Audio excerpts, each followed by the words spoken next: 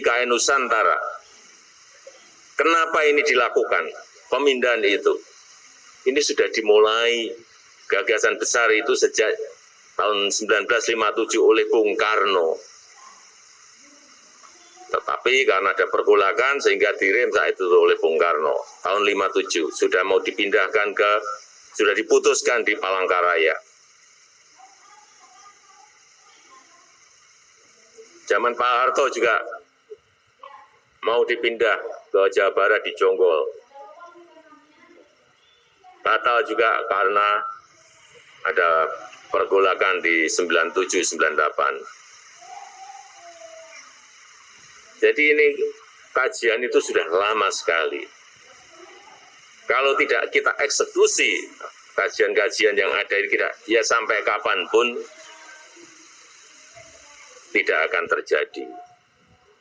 Memang butuh keberanian. Ada risikonya, ya. Ada risikonya. Tetapi kita tahu kita ingin yang namanya pemerataan. Bukan Jawa sentris, tapi Indonesia sentris. Pemerataan itu seperti apa sih? Kok dinamakan pemerataan? Iya, karena 58% PDB ekonomi, perputaran uang, perputaran ekonomi 58% itu ada di Jawa. Padahal kita memiliki 17.000 pulau. 58% perputaran ekonomi ada di Jawa. Sehingga magnetnya semuanya ada di Jawa. Orang pengen kerja, lari ke Jawa. Orang pengen lari ke Jawa.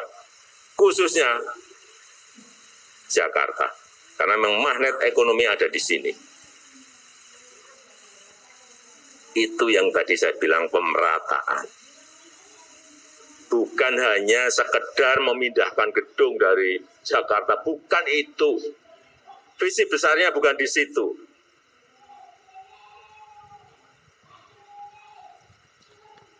Kalau magnetnya nanti ada Jakarta, ada Nusantara, magnetnya sudah akan dua. Bisa ke sini, bisa ke sini. Artinya, perputaran ekonomi tidak hanya di Pulau Jawa. Yang kedua, populasi. Populasi 56% populasi Indonesia itu ada di Pulau Jawa. 56%. 156 juta ada di Pulau Jawa. Ini juga menjadi dasar dari pemindahan ibu kota itu. Oleh sebab itu, agar tidak terjadi ketimpangan ekonomi, tidak terjadi ketimpangan infrastruktur, tidak terjadi ketimpangan jumlah populasi, kemudian kita eksekusi, kita putuskan yang namanya ibu kota negara yang baru Nusantara. Dan itu sudah secara politik ketatanegaraan sudah disetujui oleh 8 fraksi dari 9 fraksi yang ada di DPR.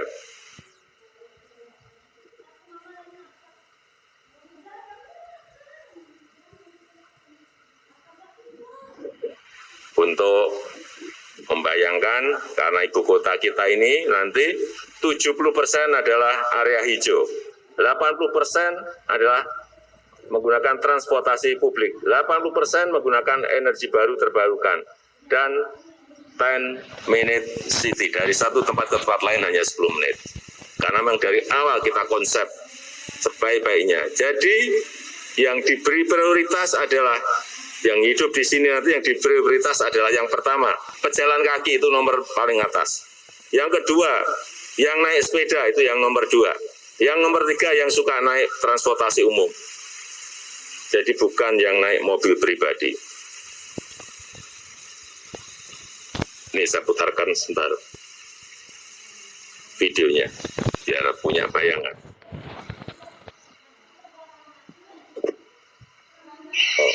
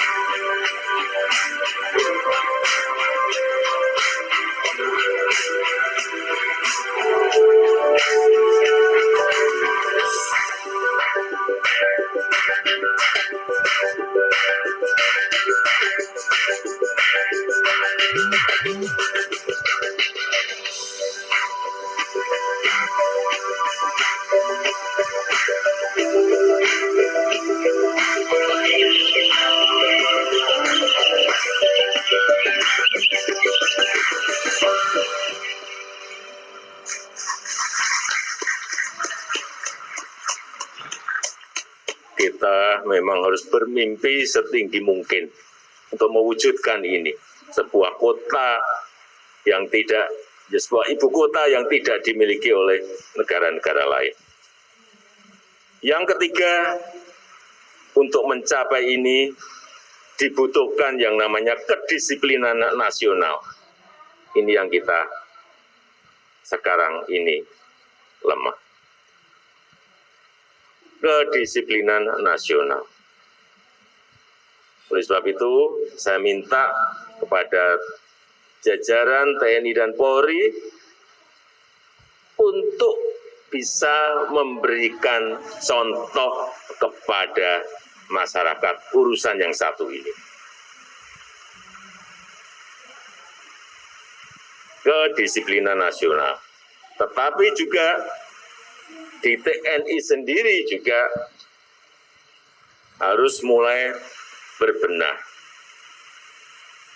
Yang namanya disiplin tentara, yang namanya disiplin di kepolisian itu berbeda dengan masyarakat sipil. Sangat beda sekali. Tidak bisa yang namanya tentara, yang namanya polisi, itu ikut dalam urusan demokrasi. Di tentara itu enggak ada yang demokrasi.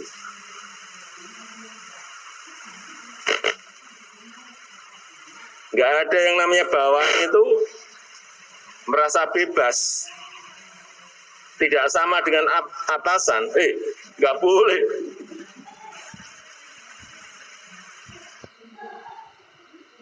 Dengan berbicara masalah demokrasi, tidak ada yang namanya di tentara, di kepolisian, nggak ada. Sehingga ini ya, seperti ini harus mulai dikencangkan lagi. Supaya masyarakat itu melihat dan bisa kita bawa juga ke arah kedisiplinan nasional. Ini bukan hanya bapak-bapak atau ibu-ibu yang bekerja, tetapi yang di rumah juga sama. Hati-hati. Ibu-ibu kita juga sama. Kedisiplinannya harus sama. Nggak bisa. Menurut saya nggak bisa ibu-ibu itu memanggil misalnya, ngumpulin ibu-ibu yang lain, memanggil penceramah.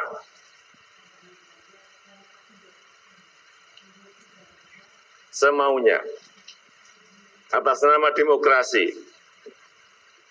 Sekali lagi di tentara, Di polisi nggak bisa seperti itu. Harus dikoordinir oleh kesatuan. Kesatuan harus mengkoordinir hal-hal kecil-kecil. Tadi saya sampaikan makro dan mikronya, ini mikronya harus kita urus juga.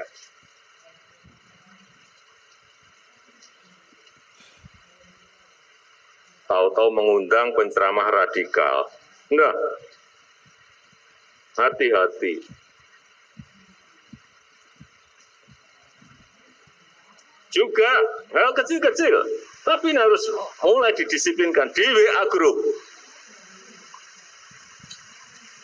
Saya melihat di WA Group, karena di kalangan sendiri, oh boleh, hati-hati. Kalau seperti itu diperbolehkan dan diterus-teruskan, hati-hati. Misalnya berbicara mengenai IKN, nggak setuju IKN apa? Itu sudah diputuskan loh oleh pemerintah dan sudah disetujui oleh DPR. Kalau di dalam disiplin TNI dan Polri sudah tidak bisa diperdebatkan. Kalau disiplin silakan. Apalagi di WA Group dibaca gampang. Saya baca itu. Hati-hati dengan ini. Dimulai dari hal yang kecil, nanti membesar dan kita akan kehilangan kedisiplinan di TNI maupun di Polri. Karena disiplin tentara dan disiplin polisi itu berbeda dengan sipil dan dibatasi oleh yang namanya aturan oleh pimpinan. Ini perlu saya ingatkan. Di seluruh dunia, yang namanya tentara itu punya yang namanya aturan sendiri.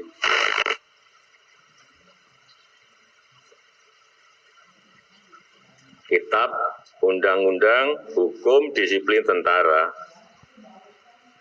Yang intinya, kalau kita lihat, inti dari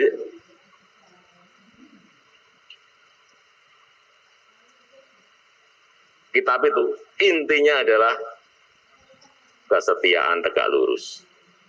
Saya baca-baca, ini apa sih intinya? Kesetiaan tegak lurus. Saya rasa itu yang bisa saya sampaikan pada kesempatan yang baik ini. Saya tutup, terima kasih. Wassalamualaikum warahmatullahi wabarakatuh.